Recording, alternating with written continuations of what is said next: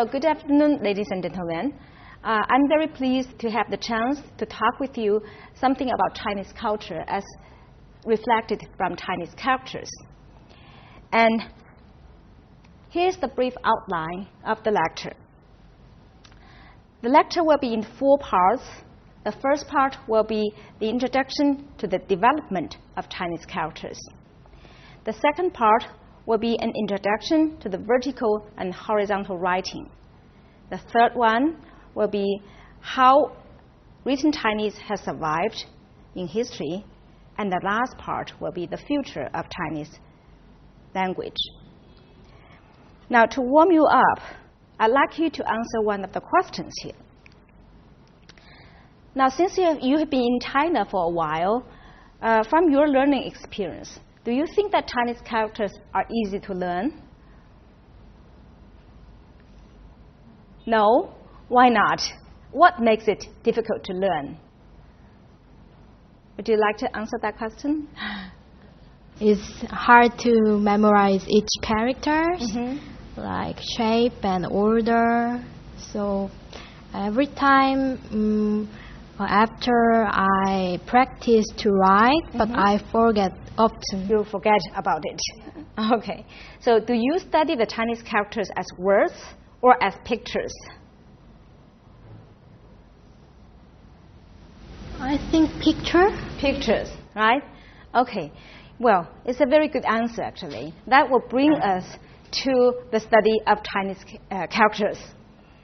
Now, let's have a look at a brief history of the Chinese characters, from pictures to characters. Yeah? Now, Chinese words have had a long history of more than 3,500 years.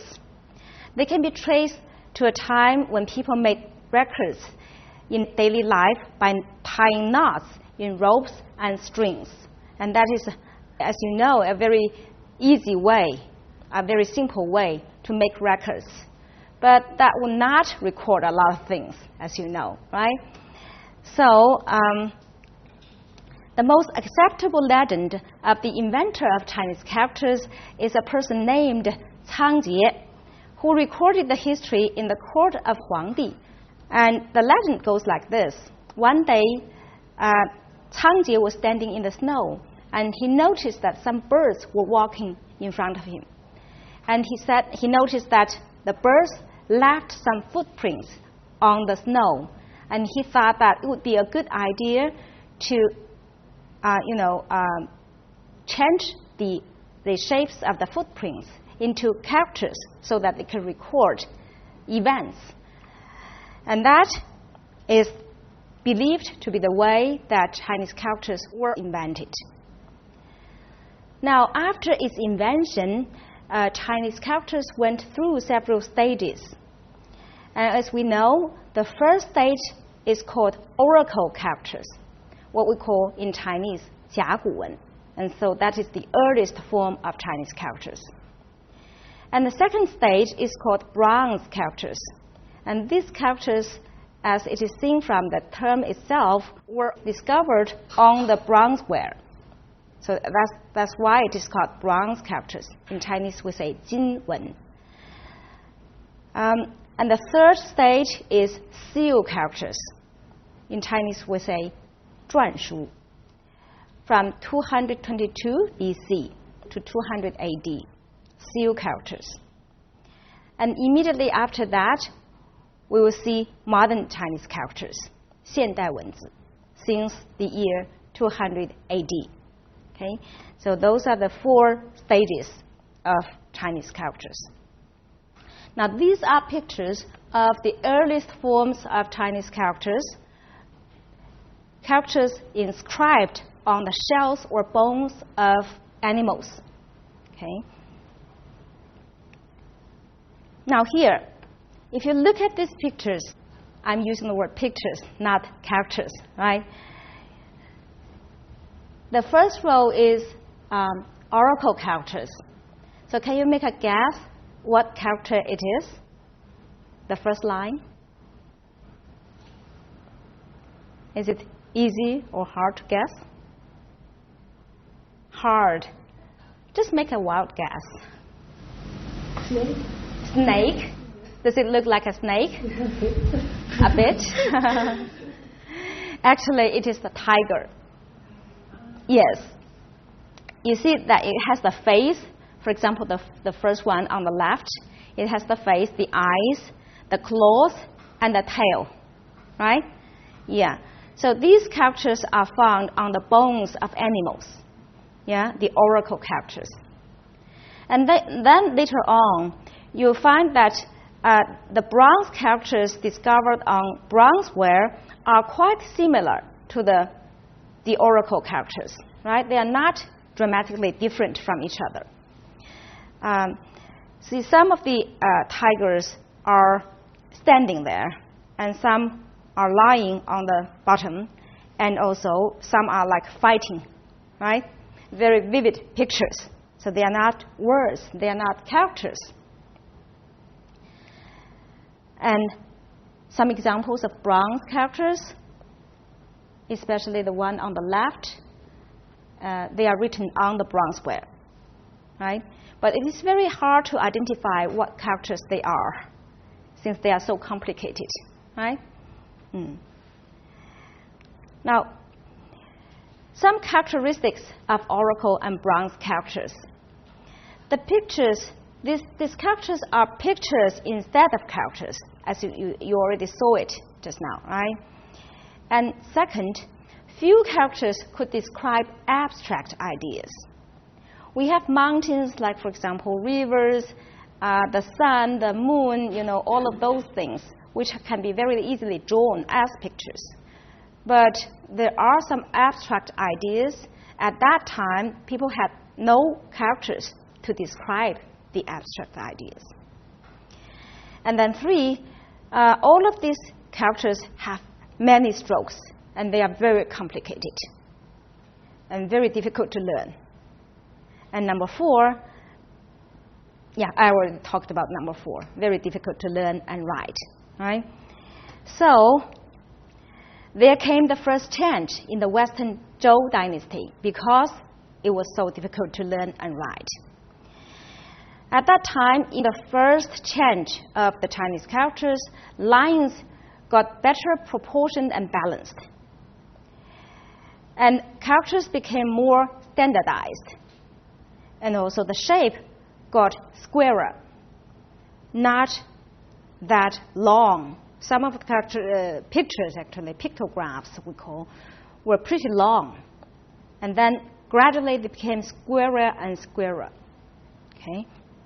Seal characters are divided into two types, 大篆 and 小篆, meaning big seal characters and small seal characters. So you can see here, these are examples of 大篆, big seal characters, right?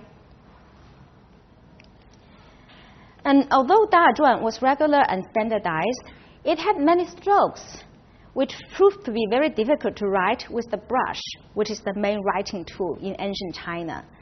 So it was later modified into 小篆, the small seal characters in the Qin dynasty, a much simpler writing system. So you can see that Emperor Qin promoted it to be used by all the 7 states in his time, which he united as the China that you know today. Okay, so Emperor Qin Shi Guang is somebody you have to remember, because he was the person who united China into one nation, and he also united the Chinese written language. So that's the contribution that he made. Okay, now this is an example of the small seal characters, 小篆. Do you think that they are simpler to write, easier to write? Yes, right?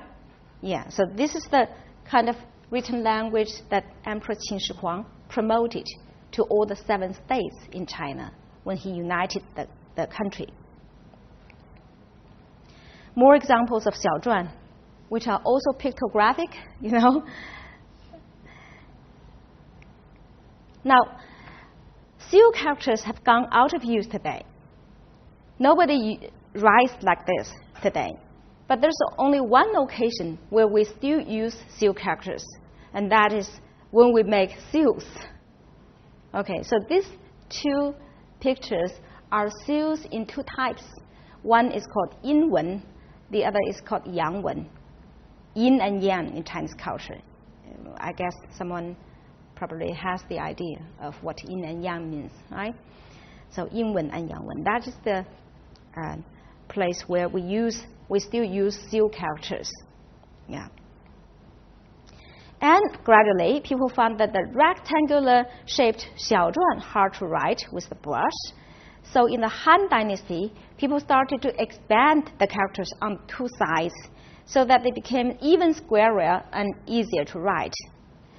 It was simplified once more. The new style of characters is called 隶书, which became the foundation of the characters that we use today. What does 隶书 look like? So this is an example of 隶书.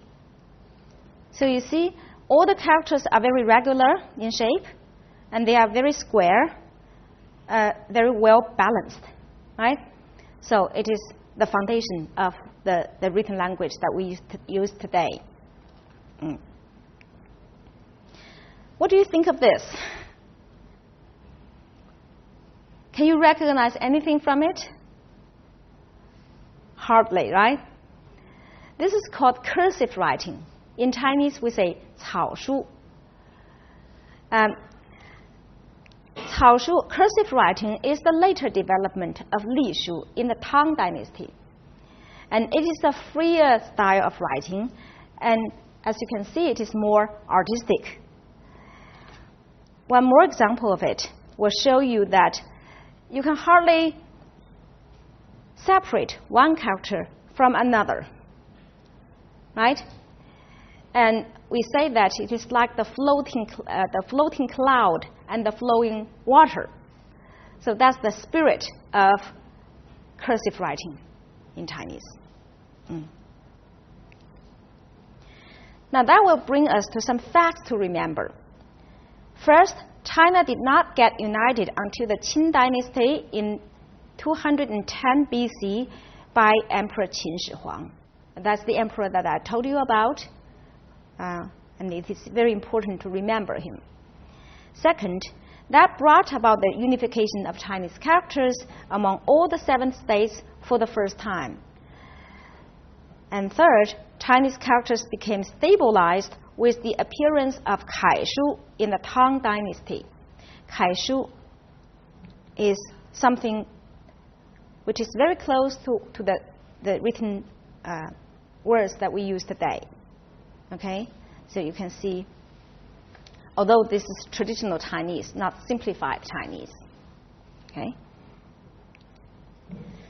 Well, very soon after that, a person named Bi Sheng in the Song Dynasty invented a kind of printing system, which is called the movable type printing system.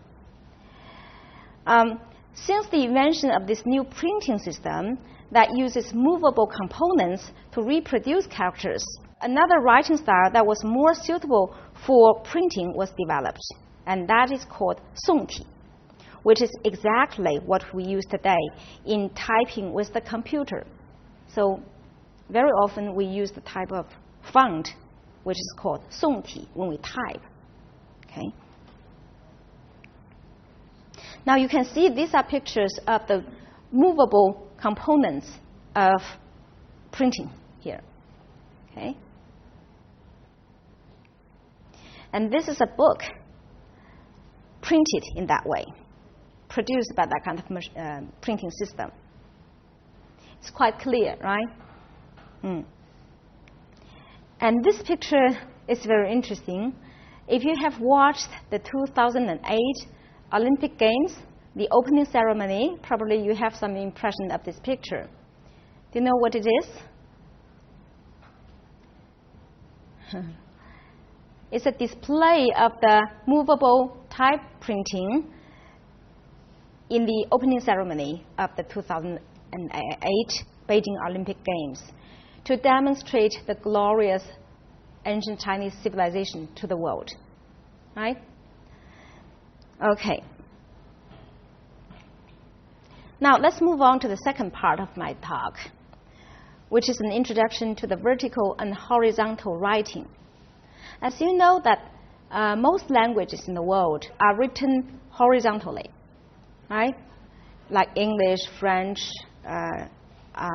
many other languages in the world, they are written horizontally. But why was Chinese written vertically? Do you know why? To be special? Pardon? To be special or maybe? To be special? Well, I'm not that sure about that answer, but I can give you some of my answers. Okay. Now, as you know, Chinese characters were originally written vertically instead of horizontally, and that also influenced the writing in some countries like Japan, Korea, Vietnam, and Singapore.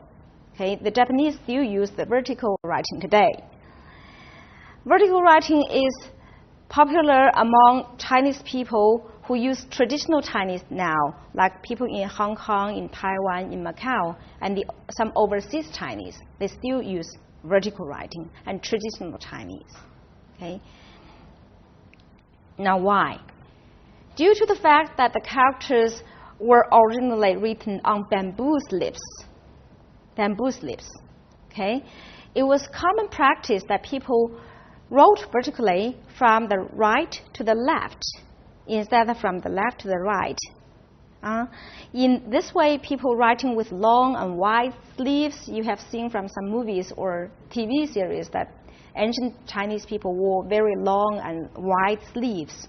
So people dressed like that when they wrote, they had to take care not to smear or stain the characters already written on the right. Okay? And it also made it easier to fold and unfold the scroll of bamboo slips from the left to the right.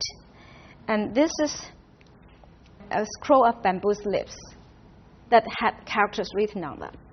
So in order to fold and unfold it, you have to do it from the left to the right. And that's mainly the reason why Chinese was written vertically instead of horizontally. Okay? Now, it was not until the May 4th movement at the beginning of the 20th century that some Chinese scholars began to realize the advantages of horizontal writing and printing. And on January the 1st, 1955, Chinese people saw the newspaper printed horizontally for the first time. And that was a language reform that the Chinese government made to accommodate to the characters, the simplified Chinese characters, and the occasional use of some foreign languages, especially Arabic and Roman numerals. They had to be written horizontally, right? So that was a kind of language reform. Now, while traditional and vertical writing or printing is still widely used today in Hong Kong, Taiwan, Macau, and by the overseas Chinese, as I told you, it is used in mainland China only for artistic purposes and on special occasions. Now, I'll give you some examples here. Look at this. We call them couplets. Okay? 2 lines of poems written vertically. And you usually put them on door frames on special occasions, like on the Spring Festival. People put these couplets on the door frames in order to bring good luck to the family. Okay, so that is one occasion we still use vertical writing. And in calligraphy, too. Whenever people write calligraphy, they usually write vertically. Okay? And also, when people use Chinese characters as decoration, not for practical uses, they sometimes write vertically too. Okay. And that will bring us to the third part of the talk, how written Chinese has survived. Why did I ask this question? Because as you know, that Chinese, together with 2 other languages, the ancient Egyptian and Sumerian, was one of the oldest languages in the world, right? While the other 2 have gone out of use for a long time, they have been dead for a long time, Chinese language is still active in use. And how has it survived? And that is a question that probably you can think of. I'll give you 3 reasons to explain it. The first reason is simplification. Now, in order to increase the efficiency of writing, people have simplified Chinese characters many times in history. Okay? And the following is an example of the evolution of one character, as you can see it here. Can you guess what this character means? Yes? What is it? It's sun rising through the trees, so it's east. Sun rising? Through the trees. East? East. No. Well, I think the simplified character is very close to the character of east, but it's not the east. It's carriage. Now you can see from those characters above, the shape. They have 2 wheels. Did you notice that? And a cover, right? Some of the carriages are simple, while others are quite comfortable, actually. I think some are made for the king or the queen, right? Look at the 2 in the bottom line. So, from pictures to characters, Chinese characters have gone through many stages of simplification, and that is how it sustained its own life. Okay, so this is the first reason. I can give you another example to show the opposite case. Some other characters which have gone out of use because of the disappearance of the ancient lifestyle, they remain unchanged, these characters, such as the names of the bronzeware mostly produced in the Western Zhou dynasty more than 4,000 years ago. And some of these characters are not even legible to many Chinese speakers, like me myself. I can show you some characters here. How many of you can recognize like 5 characters from them? And I could only, guess the meaning of 3 or 4 of them, because these vessels have been out of use for a long, long time, and the characters together with them have disappeared from our life. So they have not gone through simplifications, and that's how that they are forgotten today. Now, the second way for the Chinese characters to sustain its life is the new and creative use of the old or even dead characters. Now, I gave you an example there. Can you guess the meaning of that character there? It is a pictographic character, right? Its original meaning is bright daylight from a window. So you see the window frame and the daylight. But that character has disappeared from our life for a long time. And then, very recently, it came back to life again. But when it came back, it acquired another meaning which is completely different from its original one. Now, when we use that character, which is pronounced as jiong, we mean feeling embarrassed or frustrated.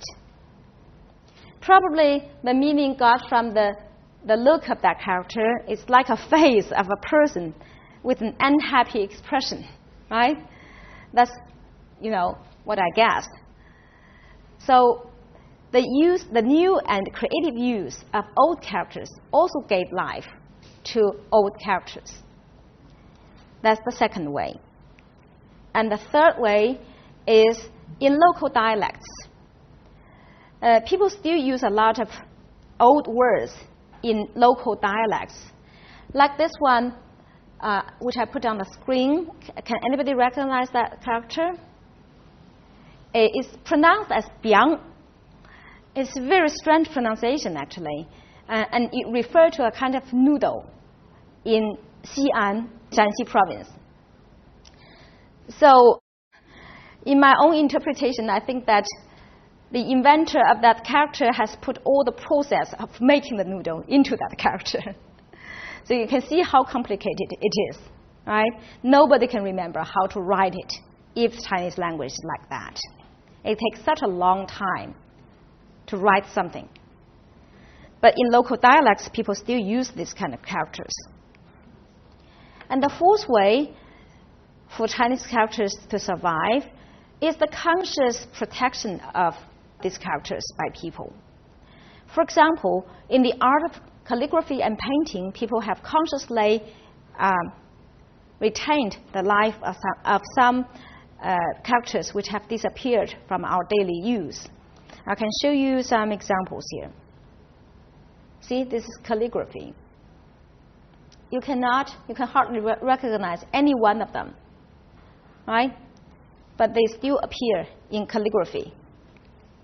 And this one too, right?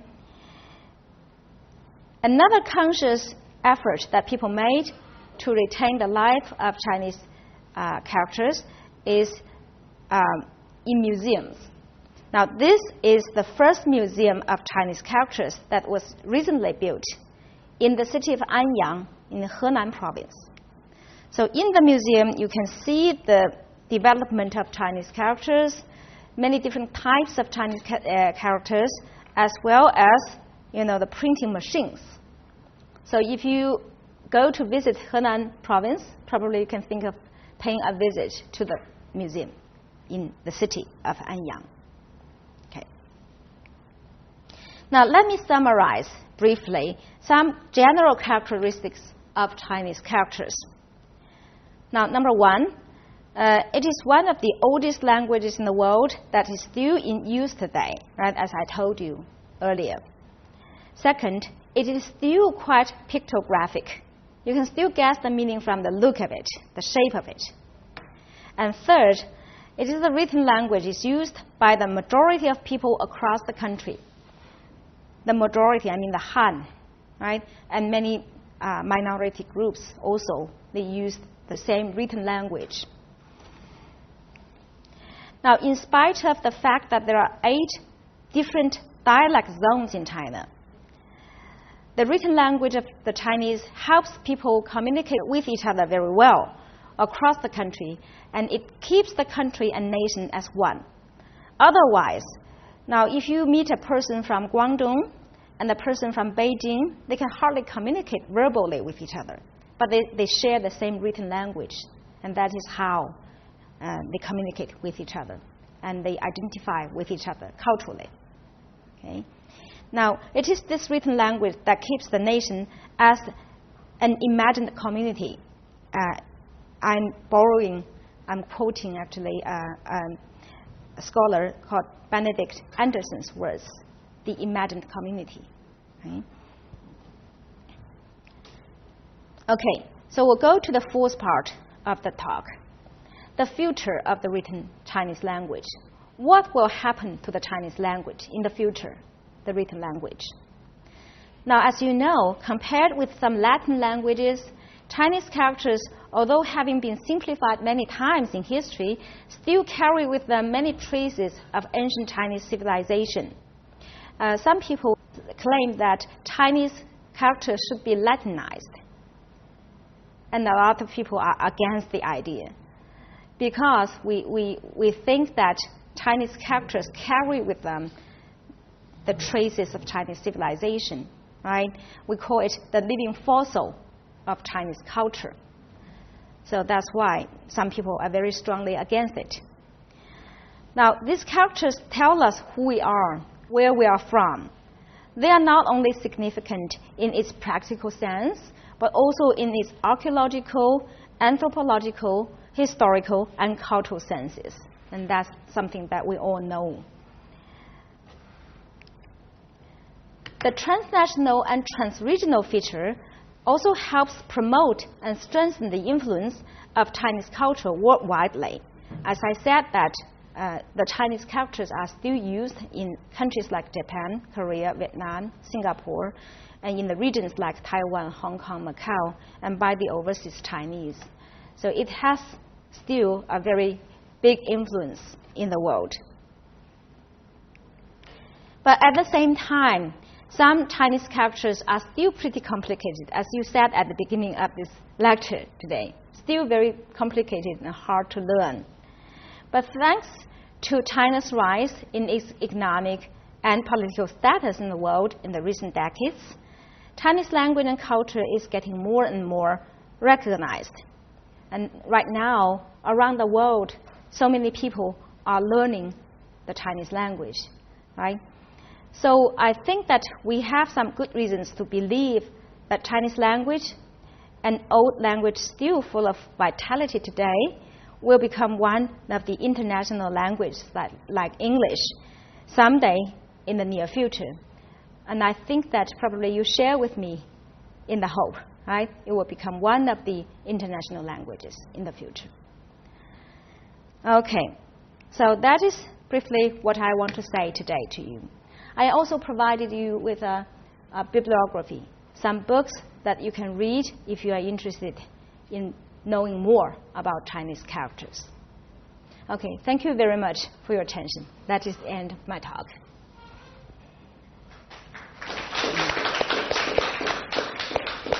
Thank you very much.